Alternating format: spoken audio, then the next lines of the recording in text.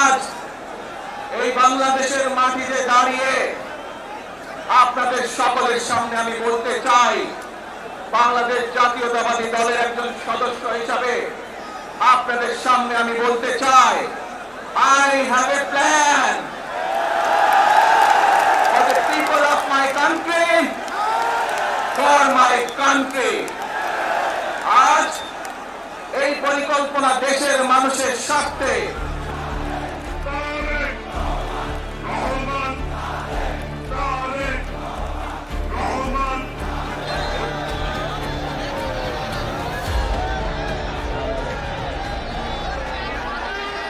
এই দেশে মুসলমান, বৌদ্ধ, খ্রিস্টান, হিন্দু সহ বিভিন্ন ধর্মের মানুষ বসবাস করে। আমরা চাই সকলে মিলে এমন একটি বাংলাদেশ গড়ে তুলব আমরা, যেই বাংলাদেশের স্বপ্ন একজন মা দেখেন, অর্থাৎ একটি নিরাপদ বাংলাদেশ আমরা গড়ে তুলতে চাই।